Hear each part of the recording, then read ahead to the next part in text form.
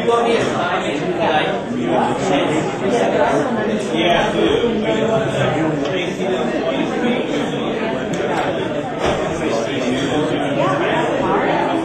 Okay, do you want to take one of these, or do you want to go?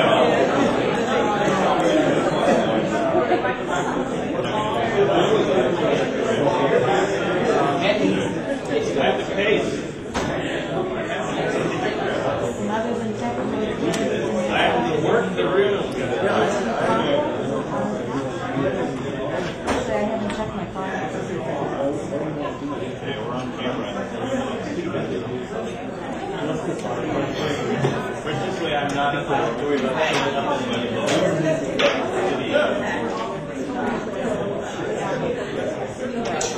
Oh, I feel like you sound like family.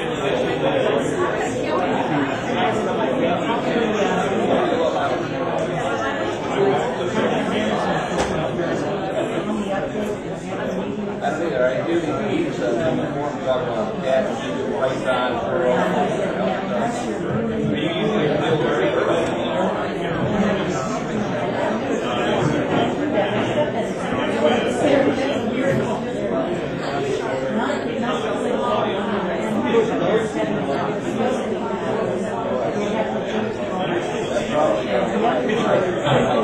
We thought we'd done it all before we could go.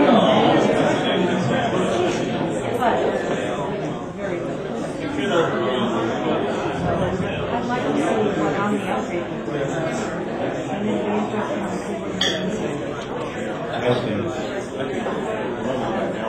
Are you testy, John?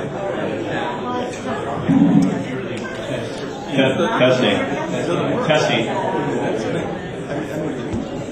Good morning, President.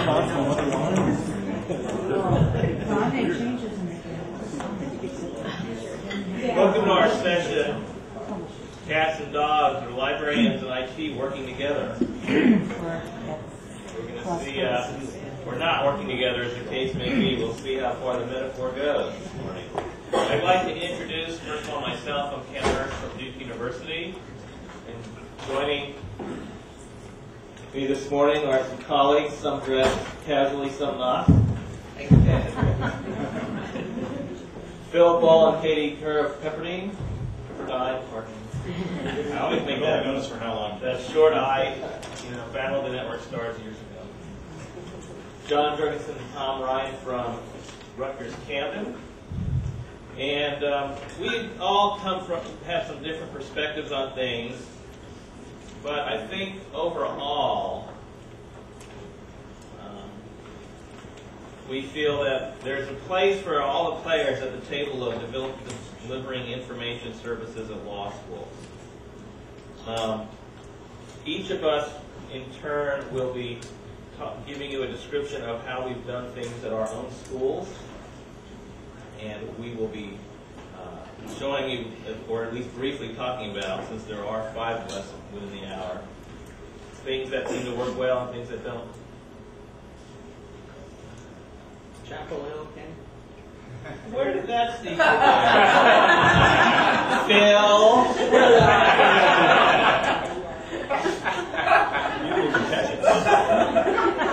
He gave me one last shot to look at the slides, and in my naivete, Oh, I wish I could take credit for it. it's hard to imagine there isn't anyone who already knows this, but just in case you're new to the collegiate world, there is quite a rivalry between those 2 schools. But trying to get back on my feet quickly. We'll each talk about what works well and some of the challenges we still face. And at the end, towards the end of the program, we'd like to ask you to hold any questions until that point. And with that, I would like to invite John Jorgensen to come talk to us. Good morning. Just to introduce a couple of the themes that we're going to be talking about today. My own thoughts thinking about this subject is really the overarching theme is convergence. And convergence mostly due to the evolution of the library and the library systems in law schools. As we get more and more into the future, and it's happening now, libraries are more and more concerned with IT issues, digital collections, digital library projects, dealing with online vendors, getting IT access to databases, how to coordinate that with the network, having computers in the library institution for access to all these materials, people using their faculty offices and the student labs as their interface to the library, thinking about a computer as an interface to a library. God help us. But that's what's happening. And as that's happening, there's the IT department with its traditional responsibility for all of the informational electronic infrastructure in the library, and the responsibilities are all coming together here. Now, at the same time, while IT responsibilities still cover a huge range of responsibilities that librarians and libraries would not want to get involved with, it's still a matter of a great deal of convergence. Such as computer labs, software, and user support are things that libraries really shouldn't get into the business of being involved with. But at the same time, this convergence is still making people think of amalgamation. So, what's happening? There's a natural desire of all parties involved to be in control of their own environment, to be in control of their own destinies and future. And that's where conflicts and also opportunities can arise. And at that point, I think depending on your institutional culture and depending on the personalities of people involved, the thoughts of people in organizations tend naturally to go to either thoughts of amalgamation, bringing everything under a dean of information services, making the library director be in charge of all information infrastructure, including IT. Or we can go to the way of complete separation and perhaps turf wars, which also happens in a lot of institutions. I think the conclusion that most reasonable people ought to come to is that actually neither of these approaches are particularly reasonable or workable in the long run. Again, IT has interests that ought to be separate from libraries. Libraries have interests that ought to be separate from IT. But at the same time, there's a great deal of common interest that's only going to grow greater and greater. And what we ought to be doing is maximizing the opportunities and at the same time minimizing the conflicts. And to a great extent, that's going to be a function of the personalities involved. And those personalities are going to influence the institutional organizations. And what we're going to talk about is how we've worked out these matters. And perhaps we can have a discussion on how all of us have been working on these matters. And with that. Thanks, Bill. So we begin in Durham, North Carolina. And you go ahead and do the Chapel challenge. Hill's a nice place. It's a fine place. I don't want to work there, but it's a fine place. Go ahead with the slide if you will. Okay, you know where actually. You are. You changed from the outline. Oh. You changed. We're so coordinated. You go right ahead. This is why it's cats and dogs. Yeah. Well, Katie and I are supposed to be fighting Well, this. then you go on. Okay, just a quick poll of the audience. How many of you guys have an IT group within the law school but separate from the library? Okay, and then I suppose the reverse, IT group within the library? All right. And then I assume, how many people have a dedicated IT budget? Okay. Now this is a kicker. How many of you can tell me what an IT budget is in one non-run-on sentence or less? Okay. All right. It's small. So pretty. I don't mean that. All right, I suppose I asked for that. Yeah. I'm Phil Bowl. I'm from Pepperdine University, and I was I guess I was a tech guy before I was a librarian, but now I'm a librarian, tech guy, lawyer guy, former pig farmer. I get most of my insights in IT management through pig farming, which I wasn't very good at, so I live in town now. In 2003, the ABA inspected us thoroughly and found us lacking in not having a dedicated IT budget, believe it or not. And IT, up to that point, still to in many respects, is kind of a budgetary and hierarchical afterthought. And we begged, borrowed, and stole for everything we got. We had what we call surprise funding for IT, which was really nice when it happened. And we enjoyed many surprises over the years. But the ABA seemed to think that wasn't probably the best approach. And the deans and the provost and the president all agreed, and now we have a dedicated IT budget. And it is small. But now, with the advent of a new dean, many of you may have heard that we have a new dean, who every once in a while refers to the late unpleasantness. He refers to it less often now. Ken Starr, if you don't know, is our dean. And so we've had some things mix up and change around a little bit, and now IT and the library both report directly to the dean, but it's kind of funny because our library director reports to the dean, and I'm the associate library director with Katie. She's associate library director also, and I'm also the director of IT. So I'm not quite sure who my boss is. How many of you are with me on that? Okay.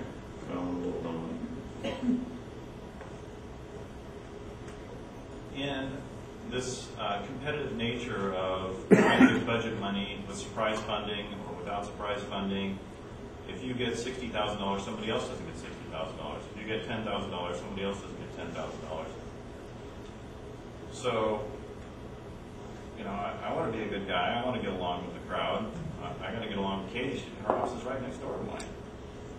So we work together to try and coordinate projects and budget time, and I have the nice ability to see what the library budget is because I've been involved in that process for a long time. So, and she can see what the IT budget is. So nobody's hiding anything from anybody. And sometimes I want to know how come she gets all that fiche and I don't get any computers. But we try to work together on that. And that's sort of the experience. The challenge is strategic planning. And then there's the librarians versus IT. Maybe you've heard of this conflict.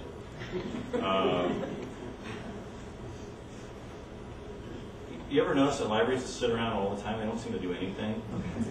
And then the IT people are running all over the building all the time, climbing under desks and pulling cables. And have you ever noticed that? And being a librarian, you know, some people will ask me, have you ever noticed how they don't do anything? You know, what do I say? Do I bond with my team members and say, those lousy, expletive deleted? Or do I say, you know what, we need to learn to understand how these people operate and what their job really is? And how do you communicate that, the value of a librarian, to somebody who may not have appreciation for libraries? And maybe that's part of the hiring process, is trying to filter out people who might have that animosity. And then there's always something new coming. New dean, maybe. New faculty, new staff, new students, new challenges, new mission statement. All of a sudden we're going to be open more hours. All of a sudden we're going to be, you know, getting more students. We have to coordinate on that stuff. It's essential. As I said, I guess we'll all say over and over again. And with that, I'm going to turn the addressing of challenges very initially over to my colleague Katie Kerr. Solutions, a aptly titled slide. Well, the first challenge that we had listed there was dealing with strategic planning and budgeting. And really, you all know how to deal with this. It's everything you learned in kindergarten is what's going to help you, you know, right now. play nicely in the sandbox with each other. You know, the person that always steals the trike is not the most popular person on the playground. And that applies to librarians and IT staff working together. Instead of thinking that you're competing and you each have to have that trike, you got to figure out how to ride the trike together and, you know, escape from the teacher or whoever, you know. But really trying to work cooperatively together instead of thinking about resources that you're competing for is kind of the key there. And one way to do that is to focus on the big picture. We have to get along together because we're both in the same physical structure. We're both in the library. The IT offices are right next to the librarians. We pass each other all the time. We have to eat lunch together sometimes. This was never by design, by the way. No, can you imagine how boring that, you know, that break room conversation is? But we have to get along with each other. We have to understand what each other are doing. And as Philip said, sometimes people really don't. They're kind of like, yeah, I don't, you know, why are they always crawling under desks, you know, all the time and fiddling with stuff? Isn't there people for that, you know? But you just have to kind of get over that and focus on the big picture. And the big picture is, why do you come to work? What is it that you're doing? Are you serving students? Are you serving faculty? Is there a law school or a university mission that you all need to get behind? So you have to think about that instead of just focusing on, well, you know, they're going to take my budget money, or they're going to occupy this space in the library, because everyone tends to get very territorial. Oh, there's an office coming up. Are we competing for it? You know, or can we work out something that's really going to be best for all of us together? Another thing you can do is, we try to meet regularly, a couple of times a year for a strategic planning meeting. And Philip and I go up to another library on campus where the phone doesn't ring and people can't find you in your office, and even though someone may be on fire someplace, you know, someone else is going to have to take care of it for those couple of hours. And I know that's really hard to do, because sometimes you don't feel like you can get away. But you have to do that so you can think sort of big picture. So we do that a couple of times a year. We put together an annual work plan that lists out month by month all the projects that we want to work on or initiatives we want to get started on. It doesn't always work out, you know, but at least you have to start with something. And that gives you a feeling that you're going to accomplish something during the year.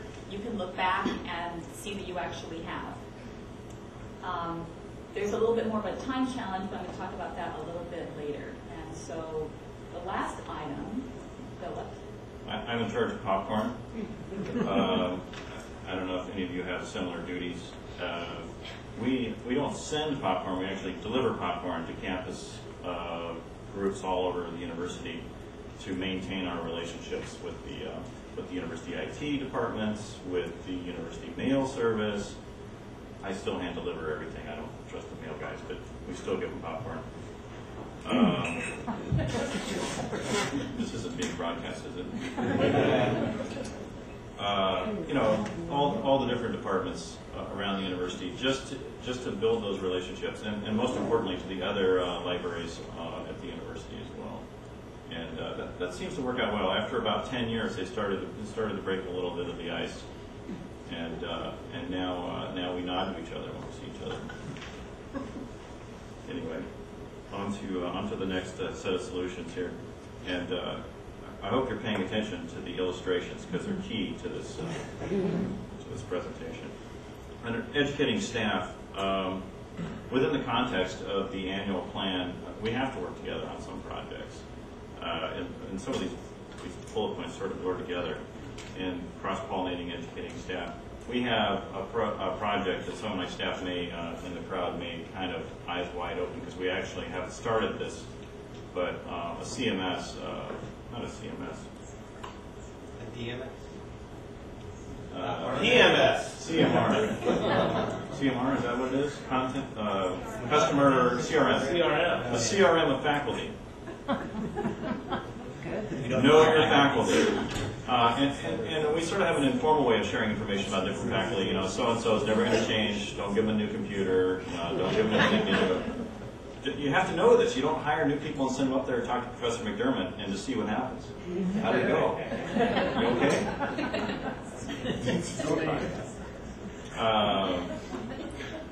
You a number of our senior faculty don't like to change things very much. And it's good not just for the IT staff to know this, but it's also good for the librarians to know this. And we have a lot of contact on the IT side with the faculty, just like the librarians and the librarian liaison program have a lot of contact with the faculty. And we all learn different things about them. Why can't we bring that knowledge together and be able to serve them even better? And also save each other some potentially embarrassing situations. Some people you don't go into their office and take things off their desk and not leave a note. Otherwise, Phil has to talk them down out of their tree, which I suppose is part of the job. But one of the things that Katie's doing is trying to get her staff to learn the tools that they have, so we don't have to spend a lot of time supporting sort of our own inner core. We think of the library and the IT department, we try to, as sort of the same group. So we don't have to spend a lot of time showing people how to underline in Word inside the library. We can spend that time with the faculty and the students. So learn your own tools. And when you bring someone new on, it's helpful to share with everyone what that person's expected duties are. We hired a new electronic services librarian, and it was sort of unclear where the electronic services started and ended with respect to supporting OPACs, with respect to supporting single sign-on integration into our portal, that kind of thing. And I'm to blame for not making it clear and to my staff what we should rely on that person to be doing to help out on that end. When I first came to Pepperdine, I was told, don't trust the IT guys, they'll just screw you. And at that time, University IT had all of the diskettes for every application at the university, and they would come and install the application, and then they would go away. And that was it. That was the IT interaction. This is back before networking and all this kind of stuff. And that was frustrating, and that's where the popcorn started, was right about in there, trying to build a relationship. And that ties into the cross-pollination. Interdepartmental teams, I'm going over 45 seconds, aren't I? Okay. We put together a number of teams which so far haven't materialized formally, but informally we try to work together on marketing the library, marketing IT services, redesigning our website, that kind of stuff.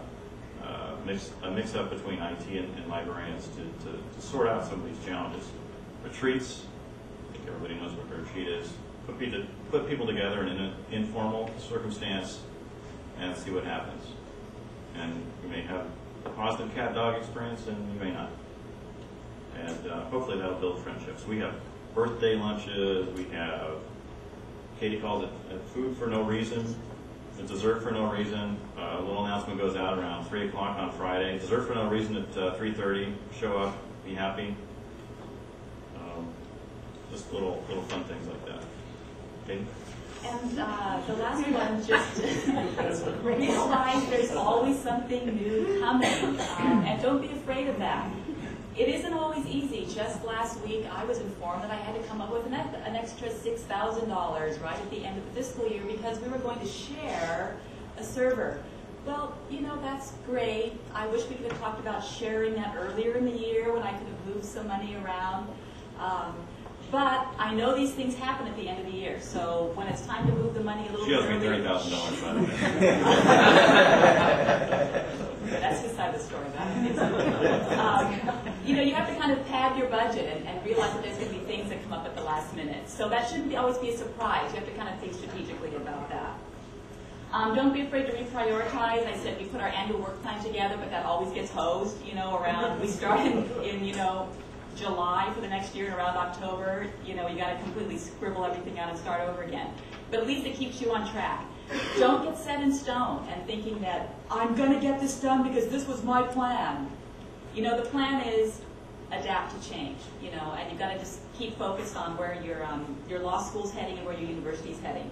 And that's really my last point, is keep your eyes on the big picture. You're not there for you. You're not there even for the library, you're there for the larger institution, and you have to kind of think about why you want to come to work every day and what makes you happy, and kind of align that with where the school's going to. And then you'll be satisfied with things and you won't feel like you're fighting it all the time.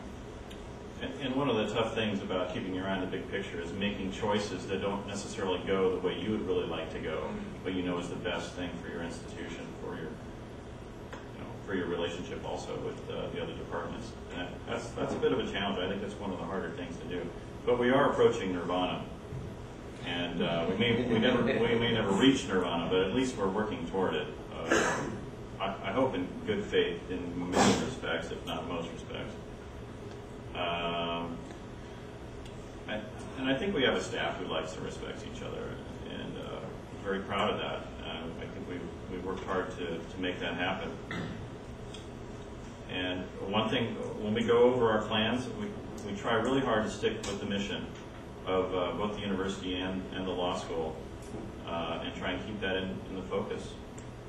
And that's worked well. When we go together to the dean to talk about budget, it's much better than going up there separately, because we've already sorted that out. They don't have to worry about these two departments fighting for money, and we're coordinated, and we stomp on the other departments. We rule. So with that, I turn it over to Ken.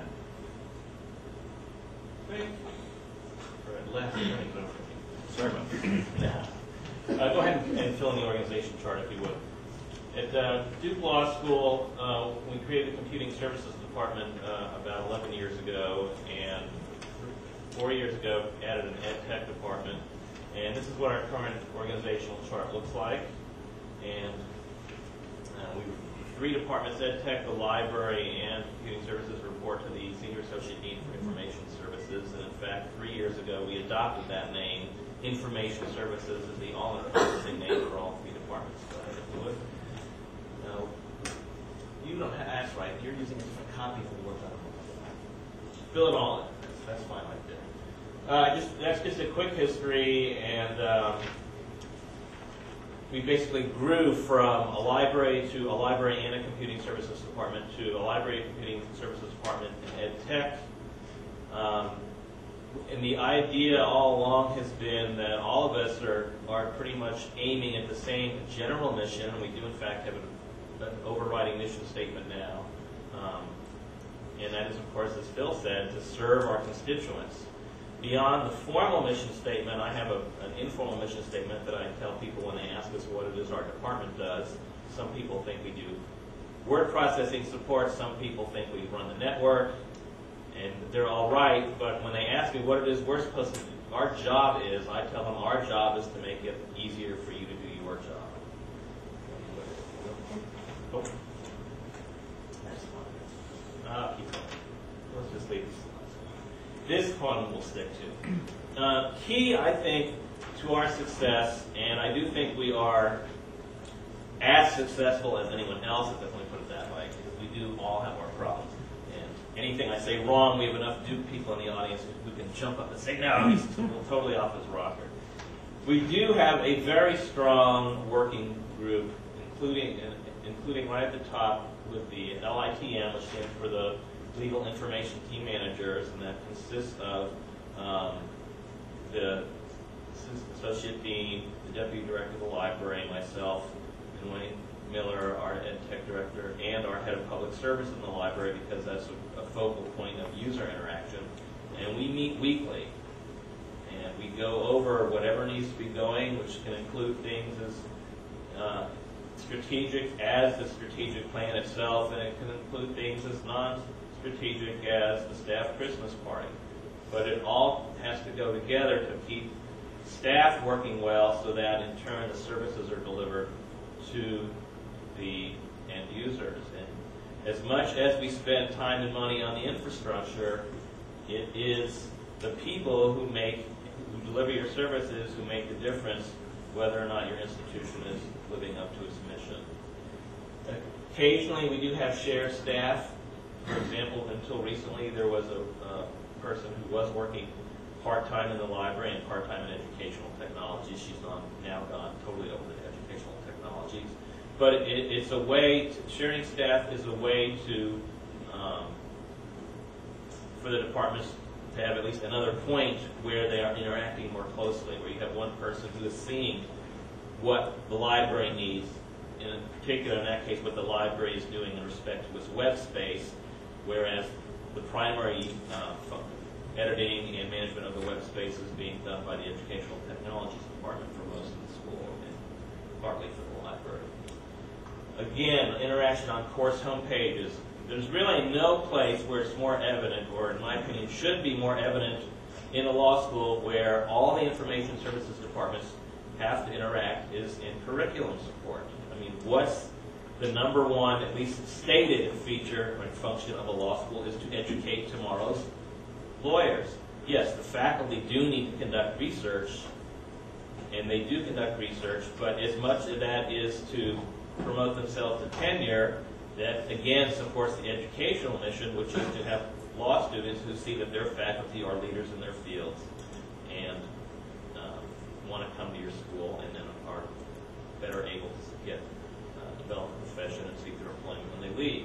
So curriculum support, and in this case a perfect example of curriculum support is course homepages, which in our case are put together by Educational Technologies, but the design features of them, certainly they consult the reference librarians, and faculty has how to do that. After all, reference librarians are teaching as well. They are an integral part of the legal research program in our institution, as I'm sure they are in many of your institutions. And so, of course, homepages are an excellent point of day-to-day interaction between the departments. Orientation and computer training. Like some of your institutions at Duke, we do have a computer ownership requirement, a laptop ownership requirement, which puts a major stress on our staff every summer and fall, where we have to bring a number of students, in the case of fall, nearly 200 students in a matter of a few hours on board and getting their computers set up to work in our environment and teach them what they should and shouldn't be doing with regard to viruses and spyware and the like. And we work together. The library staff and the Educational Technologies Director helps us develop the exercise, because when they leave that 2.5-hour session, first of all, we know the challenge we're facing. They're starting the following week in law school classes, and probably, at least given the writing requirement, the first year is certainly the most intense, if not the most difficult year. And they're going to forget most of what we tell them that day, so we do our best to put it in front of them in a form they can keep, and the librarians help us write those exercises, knowing what they're going to be facing the following week. And finally, on this case of cooperation and strategic planning, Duke has had strategic plans going back to the very early 90s for the library.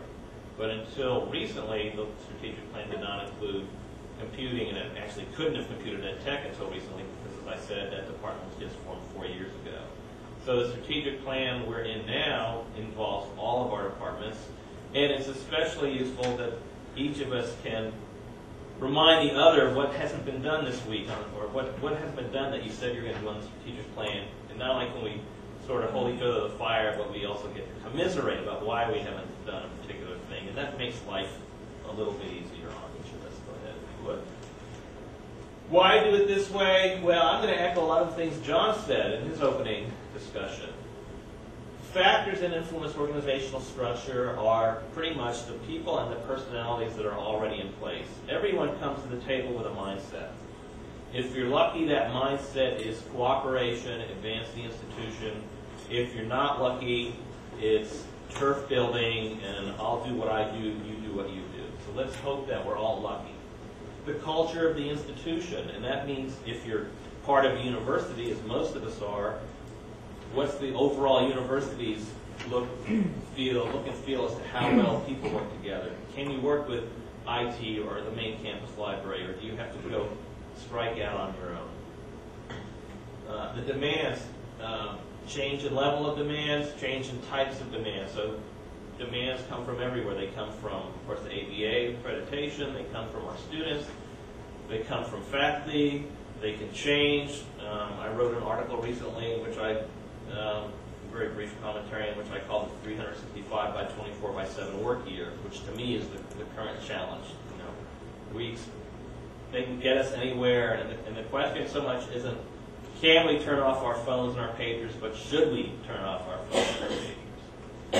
The reorganizing process. If you're reorganizing, by all means, if I hit my 10 or 15 or 13.5 minutes, whatever it is, let me know. involve the right decision makers when you're reorganizing. And include your constituencies. We don't work in a vacuum. What may sound like a really neat idea to us may be of no use at all to the faculty and the students. And so, we're spinning our wheels if we waste our time on that.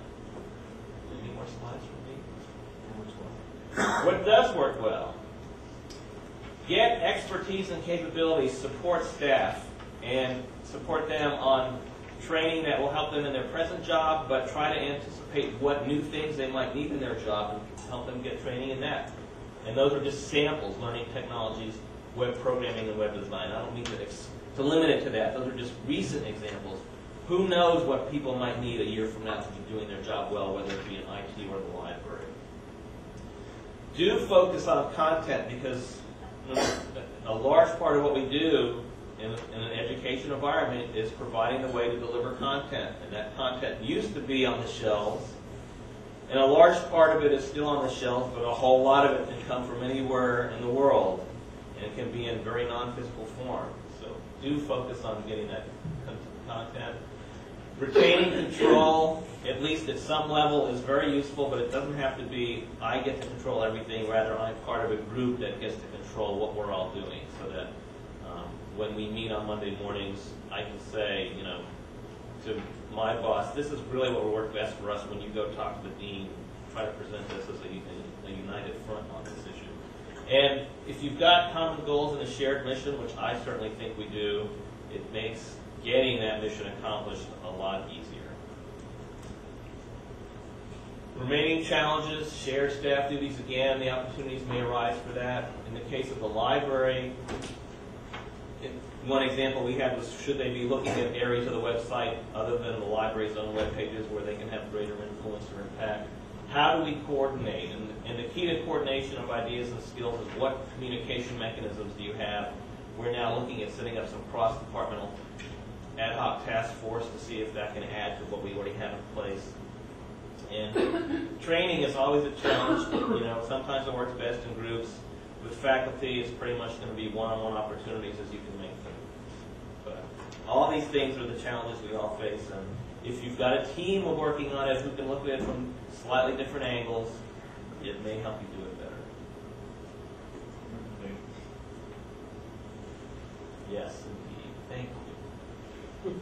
The organizational chart I showed you works great for us, but it's a model. It may or may not work for you. So, you can look at it and may have your own, and certainly what we do doesn't work for everyone, but it gives you an idea. So look at what everybody else is doing, not that you have to mimic them, but for inspiration as to where you might change it a little bit and try something different. And again, I cannot emphasize enough, every place is at least a little bit different, if not greatly different. If you are aware of your institution's personalities and culture, you are ahead of the game. And always, as much as you can, be open to new designs and strategies. The greatest, the buzzword, or the buzz phrase, rather, it's not a word, it's a phrase we all hear plenty, is think outside the box, and it can become trite, but do be open to the possibilities that something new has come along, or even if it's the same old thing that's come along, there might be a new way of dealing with that same old thing. And move on. You want to comment about that? I like the impression arrows. I made this at the very last minute, this organization chart, just because it seemed a good idea to start out with one. And Phil was pointing out to me the arrow should be pointing up in the reporting relationship, and kind of a reflection on my personality, I guess, of the direction of oppression.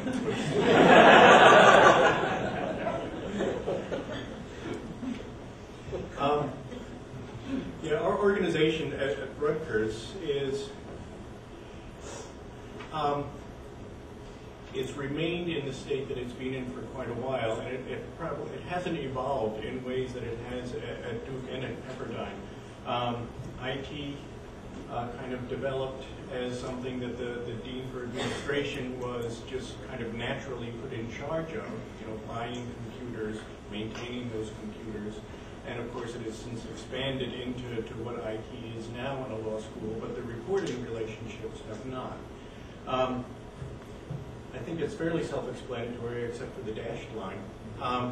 You know, the library director does for the most part report only directly to the dean, although there's the associate dean for administration does have very tight control of the budget at Rutgers, and so there is kind of an authority relationship there as well, although it's not an official dash. So that's how that works.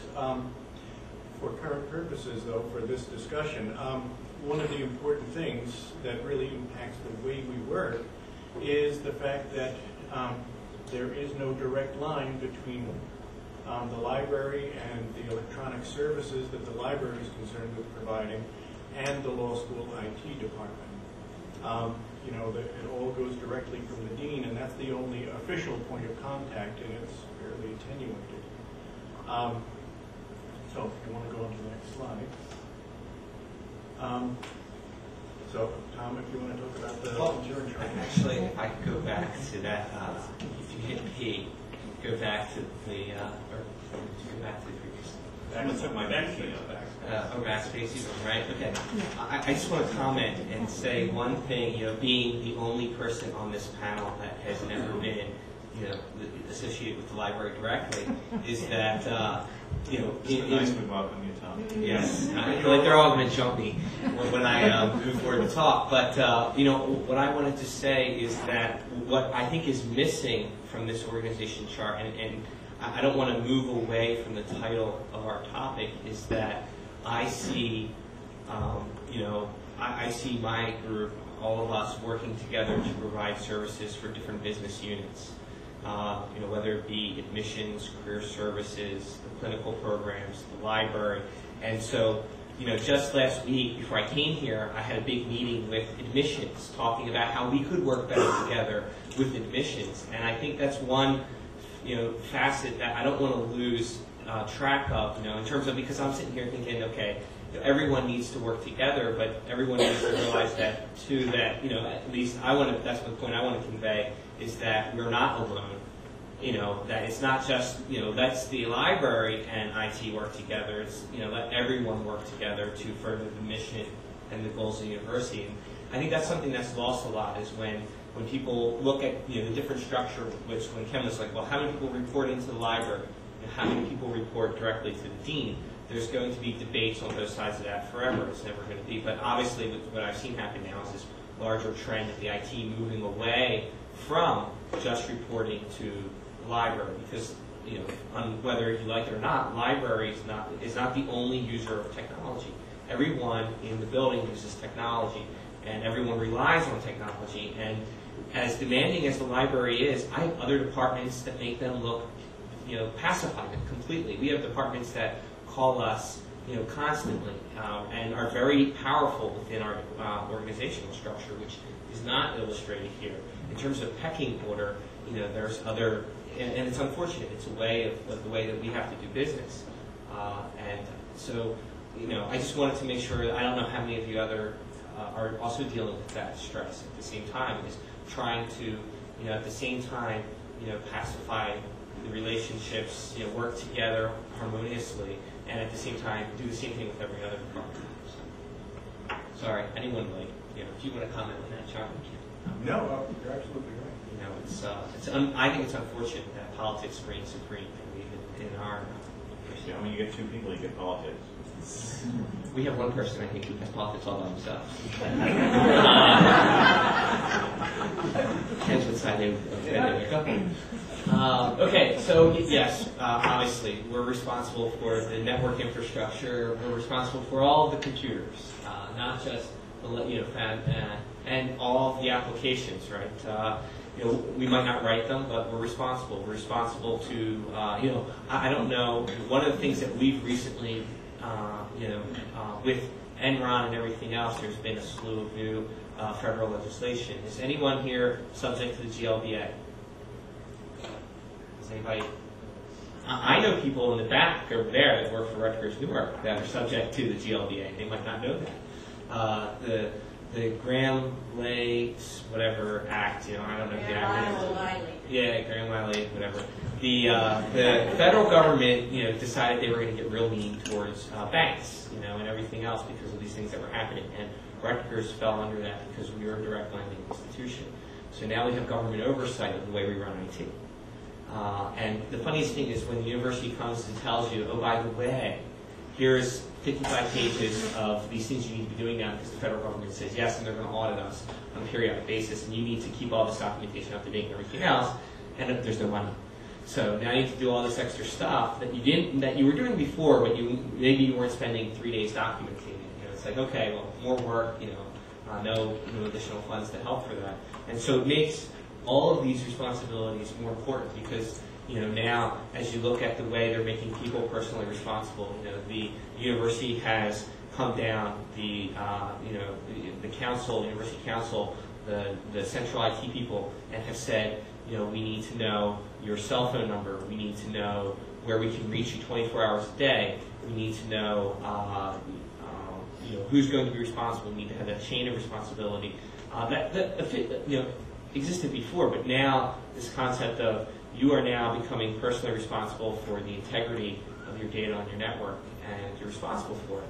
And it's a different feeling, I think, that because before you knew, like, well, geez, I could be as paranoid as I want to be, but now I have to take all of these responsibilities 10 times more, on top of everything else. So it's been a rather difficult few months since we've kind of been made aware of the regulations quite a while ago, and looked at, wow, a lot of these are going to affect our relationships with our other departments because the freedoms that previously existed can't exist anymore or need to be reevaluated. And that's been the most difficult thing for me because you have the meeting that we just had, or which I alluded to earlier with admissions, is that we are moving away from Social Security numbers for all purposes.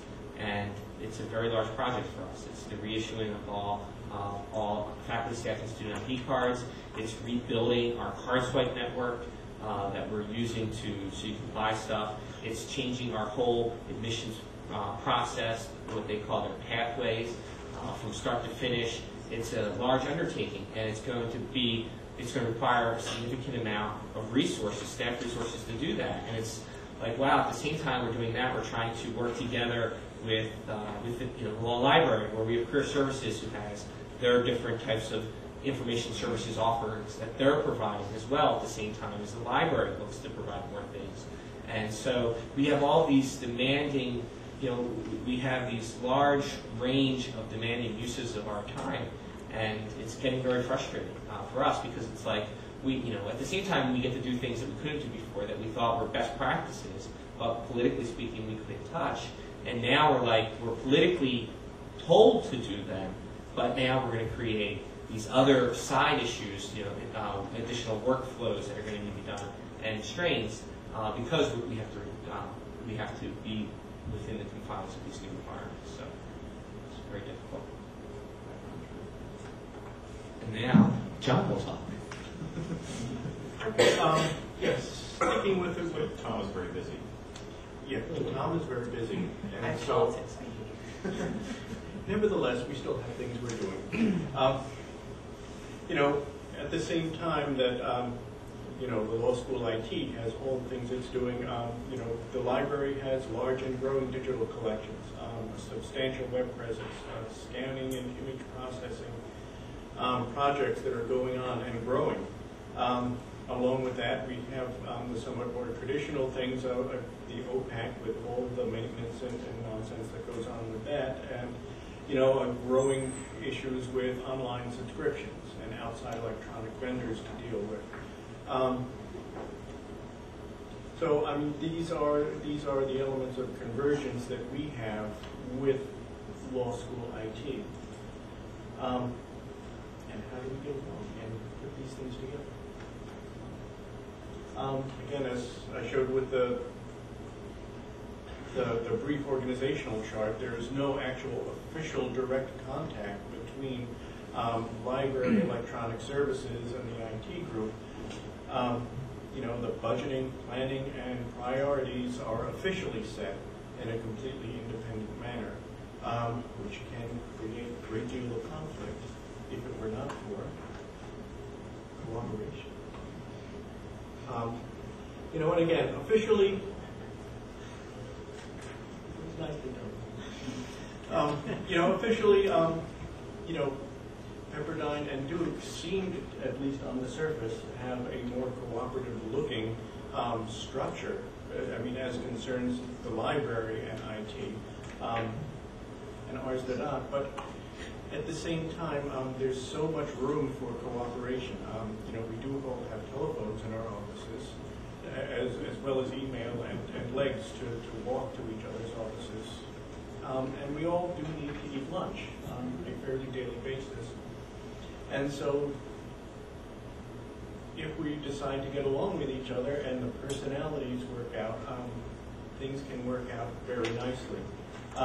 You know, there are parallel priorities which make things work. IT is interested in providing services to the law school. The library is interested in providing services to the law school. So if we have different individual priorities and different individual ideas on how we should proceed, it's going to work out because the end result has got to be the same for both groups. We want to get the services out.